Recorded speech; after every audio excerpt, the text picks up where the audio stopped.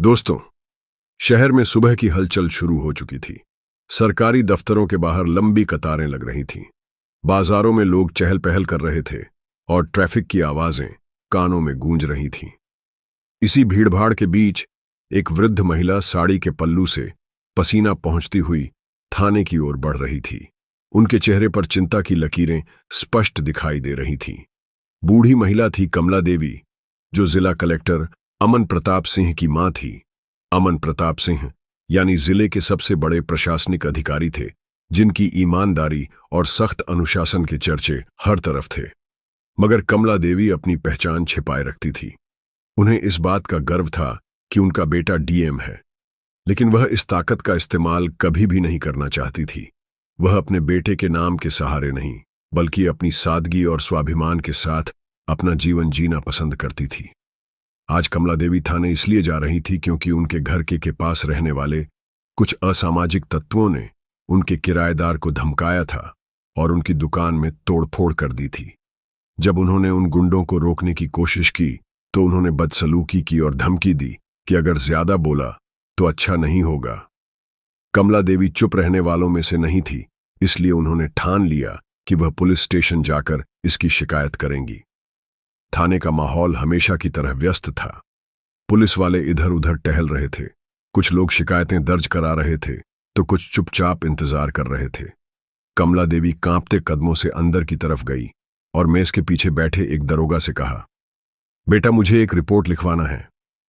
दरोगा ने एक नजर ऊपर उठाकर उन्हें देखा। उम्रदराज महिला, साधारण पहनावा, एक आम बॉडी महिला जैसी ही लग रही थी। उसने मन ही मन सोचा कि यह भी कोई मामूली घरेलू झगड़ा लेकर आई होगी। क्या हुआ अम्मा? दरोगा ने आलस से पूछा।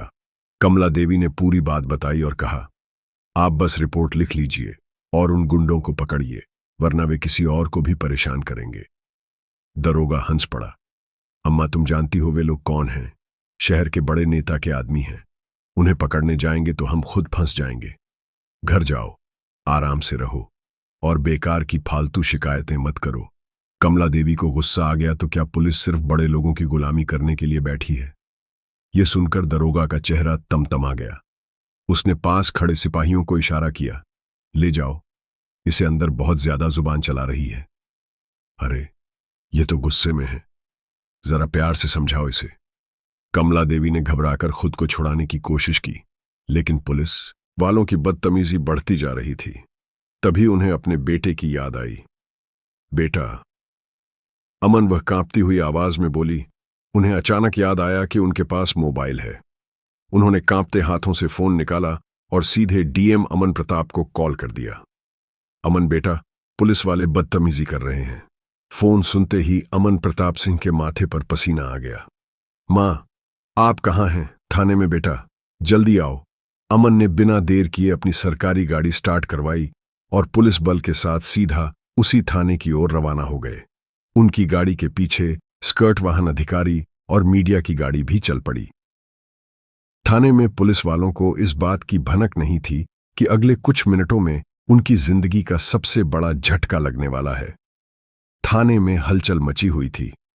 कुछ पुलिसकर्मी लापरवाही से इधर उधर ही घूम रहे थे, तो कुछ अपनी टेबल पर आराम से बैठे थे। किसी को अंदाजा नहीं था कि अगले कुछ मिनटों में एक बड़ा तूफान आने वाला है। कमला देवी को अब तक हवालात में डाल दिया गया था। वह जमीन पर बैठी हुई थी।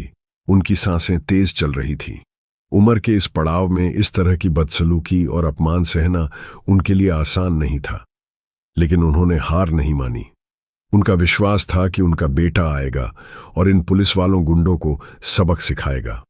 उसी वक्त डीएम अमन प्रताप सिंह की गाड़ी पूरे रफ्तार से थाने की ओर बढ़ रही थी। उनके साथ एएसपी सीओ और कई अन्य वरिष्ठ अधिकारी भी थे। पुलिस टीम के अलावा मीडिया की कई गाड़ियां भी उनके पीछे थीं। डीएम साहब के चेहरे पर गुस्से के भाव स्पष्ट थे। उनकी मां के साथ हुई बदतमीजी ने उनके अंदर ज्वालामुखी सुलगा दिया था। थाने के गेट पर अचानक पुलिस की गाड़ियों का काफिला आकर रुका। जैसे ही डीएम अमन प्रताप सिंह बाहर निकले, पूरा थाना सख्ते में आ गया। दरोगा और बाकी पुलिसकर्मी हड़बड़ा गए। किसी को समझ में नहीं आ रहा था कि इतनी बड़ी संख्या में अधिकारी अचानक थाने में क्यों आए हैं। अमन प्रताप सिंह बिना किसी से कुछ बोले सीधा हवालात की तरफ बढ़े। उनके पीछे एसपी और अन्य अधिकारिक भी तेजी से चल रहे थे। रुको रुको, यह कौन आ गया? एक कांस्टेबल ने घबराकर पूछा। अरे ये तो डीएम साहब हैं, एक अन्य पुलिस वाले ने कहा, और उसकी आवाज में घबराहट साफ झलक रही थी। इससे पहले कि कोई कुछ समझ पाता, डीएम अमन प्रताप सिंह हवालात के सामने खड़े हो गए। वहां का दृश्य देखकर उनका खून खोल उठा। मां, उन्होंने ऊंची आवाज में पुकारा। कमला देवी ने जैसे ही अपने बेटे को देखा, उनकी आंखों में आंसू आ गए। वह तुरंत खड़ी हो गई और हवालात की सलाखों के पास आ गई। अमन बेटा देखो, इन्होंने मेरे साथ क्या किया। उनकी आवाज कम कपा रही थी। अमन प्रताप सिंह ने गुस्से से दरोगा को देखा, जो अब हक्का बक्का खड़ा था, किन्हें रोका था। मेरी मां को शिकायत दर्ज कराने से उनकी आवाज में एक कठोरता थी कि पूरा थाना कांप उठा। दरोगा ने कुछ कहने की कोशिश की, लेकिन शब्द उसके मुंह से ही अटक गए। कौन कौन था इसमें शामिल? अमन ने गरजते हुए पूछा। अब तक एसपी ने अपनी टीम को कार्रवाई के निर्देश देना शुरू कर दिए थे। पुलिसकर्मी आपस में फुसफुसाना लगे। अमन प्रताप सिंह ने सीधे एसपी की तरफ देखा और कहा, सबको लाइन हाजिर करो और तुरंत निलंबित करो। एसपी ने तुरंत आदेश दिया। दरोगा और सभी दोषी पुलिसकर्मी तुरंत अपनी बेज और वर्दी जमा करें। अभी के अभी लाइन हाजिर किए जाते हैं। यह सुनते ही पूरे थाने में खलबली मच गई। जिन पुलिस वालों ने कमला देवी के साथ बदतमीजी की थी, उनके चेहरे का रंग उड़ गया। अब हमसे गलती हो गई, दरोगा हाथ जोड़कर गिड़गिड़ा रहा था। यह गलती नहीं, अपराध है, अमन ने सख्त लहजे में कहा। तुम लोगों ने एक बुजुर्ग महिला के साथ ऐसा व्यवहार किया जो तुम्हारी मां के समान है। अब इसके गंभीर परिणाम भुगतने के लिए तैयार रहो। एसपी ने आदेश दिया और तुरंत सभी दोषी पुलिसकर्मियों को हथकड़ी पहनाकर वहीं हिरासत में ले लिया गया। इसके बाद अमन प्रताप ने खुद अपनी मां को हवालात से बाहर निकाला और उन्हें सहारा देकर बैठाया। मां, अब सब ठीक है, उन्होंने भावुक होकर कहा। कमला देवी ने अपने बेटे के सर पर हाथ रखा और कहा, पूरा थाना स्तब्ध था। किसी को उम्मीद नहीं थी कि डीएम साहब इस तरह से कार्रवाई करेंगे, लेकिन यह तो सिर्फ शुरुआत थी। अभी बहुत कुछ होना बाकी था। थाने में सन्नाटा छा गया था। पुलिसकर्मी इधर उधर दौड़ने में लगे थे, लेकिन अब कोई बचाने वाला नहीं था। जिन पुलिस वालों ने कमला देवी के साथ बदसलूकी की थी, वे सब लाइन हाजिर कर दिए गए थे। कुछ की वर्दी उतरवाई जा रही थी तो कुछ की बैच छीने जा रहे थे। हर तरफ हड़क मचा हुआ था। कमला देवी अब भी हवालात से बाहर ही बैठी थी। डीएम अमन प्रताप सिंह उनके पास घुटनों के बल बैठ गए थे और उनका हाथ थाम लिया। मां, अब सब ठीक है, कोई भी दोषी बच नहीं पाएगा, उन्होंने धीरे से कहा। कमला देवी की आंखों में आंसू, लेकिन वह गर्व से चमक भी रही थी। अमन, तुमने जो किया वह किसी और मां के साथ ना हो, इसके लिए भी कुछ करना। अमन प्रताप सिंह ने गहरी सांस ली। उनकी मां की यह बात उनके दिल में बैठ गई। सिर्फ दोषी पुलिस वालों को सजा देना काफी नहीं था, बल्कि पूरे सिस्टम में सुधार की जरूरत थी। उन्होंने तुरंत एएसपी को बुलाया। इस थाने के पूरे स्टाफ का रिव्यू होगा। जो भी भ्रष्ट और लापरवाह है, वह अब यहां नहीं रहेंगे। एसपी ने तो तुरंत हामी भर ली। जी सर, मैं खुद इसकी रिपोर्ट तैयार करूंगा। इसके बाद अमन प्रताप सिंह ने आदेश दिया कि पूरे थाने की सीसीटीवी फुटेज निकाली जाए। जब फुटेज देखी गई तो उसमें पुलिस वालों की करतूत साफ दिख रही थी। उन्होंने कमला देवी को हवालात में डालते समय उनका मजाक उड़ाया था, बदसलूकी की थी और गंदी गंदी बातें कही थीं। यह देखकर डीएम साहब का खून खोल उठा। ये फोटोज तुरंत मीडिया को दी जाए, उन्होंने सख्त लहजे में कहा। थाने में पहले से मौजूद पत्रकारों को जैसे ही इस वीडियो की जानकारी मिली, वे टूट पड़े। टीवी चैनलों पर यह खबर आग की तरह फैलने लगी। डीएम की मां के साथ पुलिस वालों की बेशर्मी बेटे ने किया। सबको सस्पेंड एक बुजुर्ग महिला से थाने में बदसलूकी। जब पता चला कि वह डीएम की मां है तो मचा हड़कंप। कुछ ही देर में यह खबर पूरे शहर में फैल गई। जनता में गुस्सा भड़क उठा। सोशल मीडिया पर पुलिस प्रशासन को कोसने लगे। थाने के बाहर भीड़ जमा होना शुरू हो गई। लोग नारेबाजी करने लगे। भ्रष्ट पुलिस, हाय हाय, डीएम साहब का फैसला सही है, दोषियों को सख्त सजा दो। अमन प्रताप सिंह ने बाहर जाकर लोगों को संबोधित किया। यह सिर्फ मेरी मां की बात नहीं है, हर उस मां की बात है जो न्याय के लिए थाने आती है और उनके साथ बुरा व्यवहार किया जाता है। अब यह नहीं चलेगा, यह सिस्टम बदलेगा। भीड़ तालियों से गूंज उठी। लोग डीएम साहब के समर्थन में खड़े हो गए। इस बीच राज्य के गृह मंत्री तक यह खबर पहुंच चुकी थी। उन्होंने तुरंत जिला के एसएसपी से रिपोर्ट मांगी और दोषी पुलिसकर्मियों के खिलाफ कड़ी कार्रवाई करने का आदेश दिया। थाने के उन पुलिस वालों को तुरंत गिरफ्तार कर लिया गया जिनकी फोटोज में आपत्तिजनक व्यवहार दिख रहा था। दरोगा को सस्पेंड करने के साथ साथ उसके खिलाफ केस भी दर्ज किया गया था। अब पूरा सिस्टम हिल चुका था। यह मामला सिर्फ एक घटना तक सीमित नहीं था, बल्कि इसने पूरे पुलिस प्रशासन में सुधार की एक नई लहर को जन्म दिया था। थाने के अंदर अमन प्रताप ने अपनी मां का हाथ थामकर कहा, मां, आज आपने मुझे एक नया सबक सिखाया है। कमला देवी मुस्कुराई।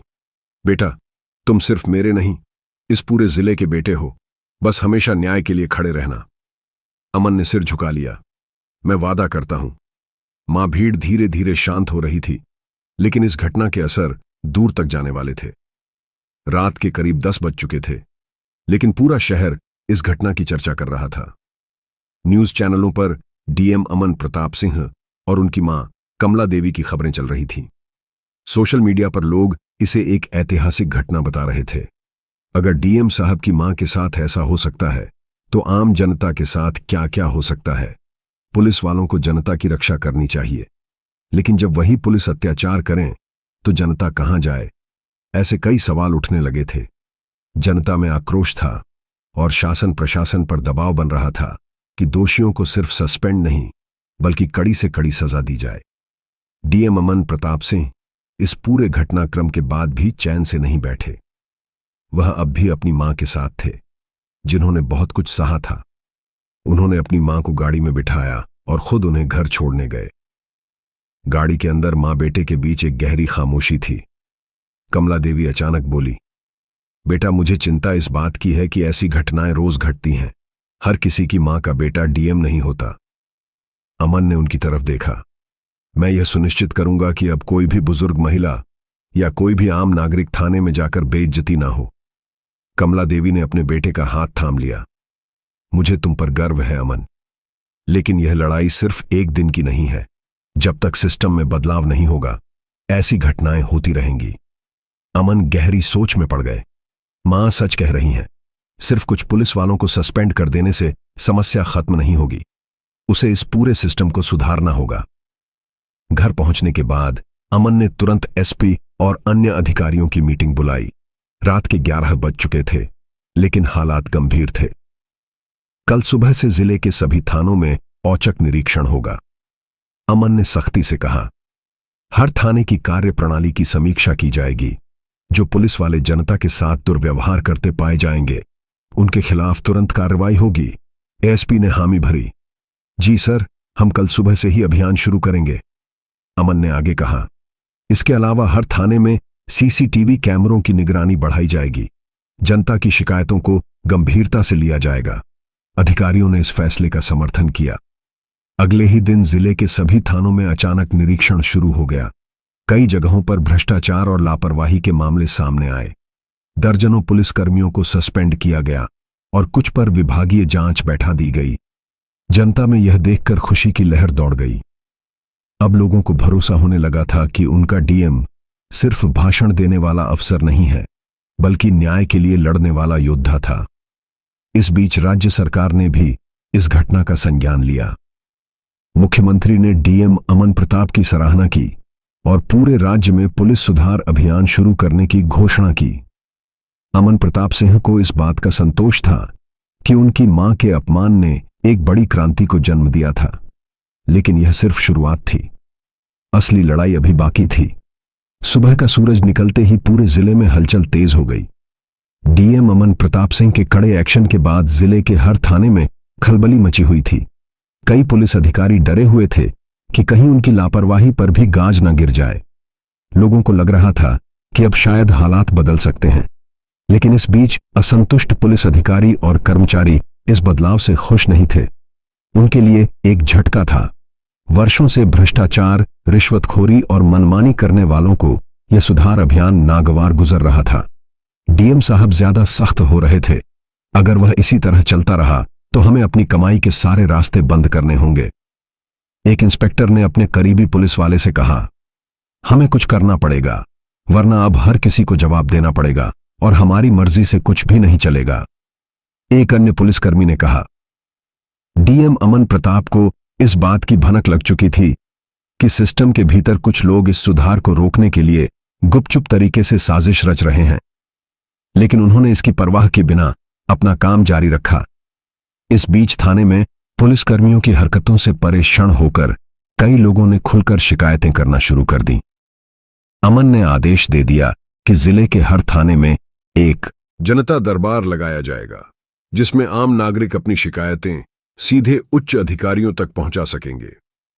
पहले ही दिन जनता दरबार में सैकड़ों शिकायतें आई। किसी ने बताया कि उसकी गाड़ी से बिना वजह पैसे ठे गए। किसी ने बताया कि रिपोर्ट दर्ज कराने के बदले रिश्वत मांगी गई। सबसे ज्यादा शिकायतें गरीबों और महिलाओं की थीं, जिन्हें अक्सर न्याय के लिए दर दर भटकना पड़ता था। डीएम अमन ने इन शिकायतों को गंभीरता से लेते हुए एसपी को आदेश दिया, इन पुलिस वालों पर तुरंत कार्रवाई हो। अब से कोई भी शिकायत अनसुन नहीं हो जाएगी। हर पुलिस वाले को यह समझना होगा कि वह जनता की सेवा के लिए है, ना कि जनता पर हुकूमत करने के लिए। अमन ने सख्ती से कहा। कुछ ही दिनों में जिले के कई पुलिस अधिकारियों और कर्मचारियों पर निलंबन और विभागीय जांच के आदेश दे दिए गए। इस कार्रवाई के बाद जिले में बाकी पुलिस वालों में डर सा बैठ गया और वे सुधरने लगे। अब हालात धीरे धीरे बदलने लगे थे। थानों में आने वाले लोगों के साथ साथ सम्मानपूर्वक व्यवहार किया जाने लगा। रिपोर्ट दर्ज करने में होने वाली देरी बंद हो गई। रिश्वतखोरी पर काफी हद तक लगाम लग गई। लेकिन इस सुधार के बीच अमन को अचानक एक फोन कॉल आया। यह एक वरिष्ठ अधिकारी था जो डीएम के इस अभियान से खुश नहीं था। अमन, तुम कुछ ज्यादा ही आगे बढ़ रहे हो। कुछ चीजें सिस्टम में जैसे चल रही हैं, उन्हें वैसे ही चलने दो।